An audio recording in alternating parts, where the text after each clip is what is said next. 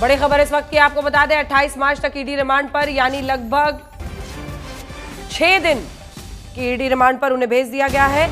आइए सीधे लिए चलते हैं आपको संजय शर्मा हमारे सहयोगी हमारे साथ इसी खबर पर जुड़ेंगे। राउज एवेन्यू कोर्ट में दरअसल आज सुनवाई हुई, जिसमें ईडी की तरफ से तमाम दलीलें अरविंद केजरीवाल के खिलाफ रखी गई। वहीं दूसरी तरफ जो अरविंद केजरीवाल है, उनकी तरफ से 3 वकीलों ने बात रखी। लेकिन इन सब के बीच राउज एवेन्यू कोर्ट ने 28 मार्च तक यानी 7 दिन की ईडी रिमांड में भेज दिया है अरविंद केजरीवाल को। यानी तय मानिए कि इस होली अरविंद केजरीवाल ईडी की कस्टडी में रहेंगे, उनसे सवाल जवाब होगा। ईडी ने पहले से ही स्ट्रैटेजी बनाई है कि जो अन्य मुख्य आरोपी है उनसे आमना सामना कराकर पूछताछ की जाएगी।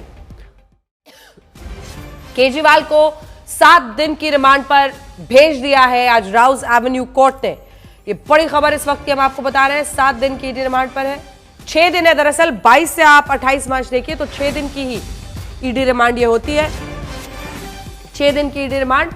ईडी ने 10 दिन की रिमांड मांगी थी और 6 दिन की ये रिमांड उन्हें मिली है। 25 को होली है, ऐसे में 26, 27, 28 उसके 3 दिन बाद तक उन्हें रिमांड में ईडी रखकर पूछताछ करेगी। संजय हमारे साथ जुड़ गए। संजय, 6 दिन की रिमांड मिली है, 10 दिन की रिमांड मांगी थी ईडी ने। जी हाँ, बिल्कुल। मैंने आपसे बातचीत में, हम लोगों की जब बातचीत हुई थी तो हमने अपने दर्शकों के साथ साझा किया था कि 10 दिन की रिमांड मिलना थोड़ा मुश्किल है, लेकिन हाँ 5 से 7 दिन की रिमांड मिल सकती है। और वो बीच का सौदा हुआ, यानी 6 दिन की रिमांड मिली उन्हें।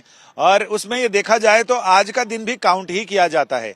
और 28 तारीख को शाम 4 बजे तक या 5 बजे तक का टाइम होगा, जिसमें उनको अदालत में पेश करना पड़ेगा और ये बताना पड़ेगा कि आज की रिमांड खत्म हो गई है और आगे कितने दिन की रिमांड और चाहिए, और उस रिमांड पर बहस करनी होगी। तो जाहिर है कि 4 बजे से पहले ही अरविंद केजरीवाल को लेकर आना पड़ेगा, क्योंकि उस दिन ये बताना पड़ेगा इनको कि ईडी को कि उन्हें क्या अगले और दिनों की रिमांड चाहिए, और दिनों की रिमांड चाहिए तो उन्हें ये बताना पड़ेगा कि इन 6 दिनों में आपने क्या किया है और क्या क्या टास्क आपके रह गए हैं जो आपको करने हैं। उसमें फिर वो अगले 3 या 5 दिन की रिमांड मांगेंगे और उसमें ये देखना दिलचस्प होगा कि कोर्ट कितने दिनों की रिमांड देता है।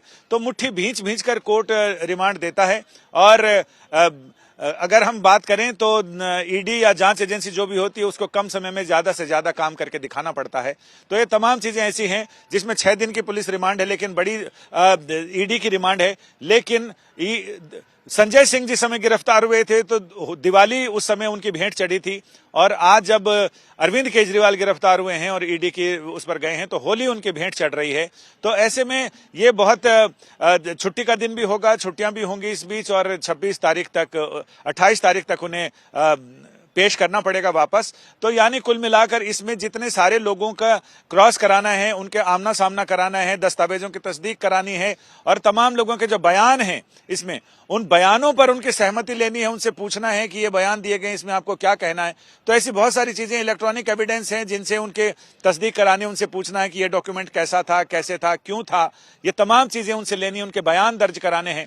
तो ये बहुत सारी तकनीकी और व्यावहारिक चुनौतियां हैं ईडी के पास। इन 6 दिनों में देखते हैं वो कितना कामयाब हो पाते हैं, कितनी सारी चीजें निकलवा पाते हैं, या फिर वो एक परंपरागत जो कहना है कि जांच में सहयोग नहीं कर रहे हैं, हमने पूरी कोशिश की है। तो ये भी देखना होगा कि ये वाली बात रहती है या ईडी बहुत चमकदार चेहरे के साथ आती है कि हमने बहुत सारी चीजें निकलवा ली हैं और कुछ चीजें निकलवाना बाकी रह गई हैं, यानी हाथी निकल गया पूंछ रह गई, कुछ ऐसा भाव के साथ आते हैं। ये देखना वाकई दिलचस्प होगा। लेकिन ये तो तय है, जैसा कि मैंने बताया था कि चाहे कितनी भी देर हो जाए, ऑर्डर आदेश तो आज ही आना है, और मेरे ख्याल से थोड़ी देर में ईडी उनको लेकर वहां से अपने मुख्यालय के लिए रवाना हो जाएगी, जहां से फिर पूछताछ का दौर शुरू हो जाएगा, क्योंकि समय कम है और टास्क बहुत ज्यादा।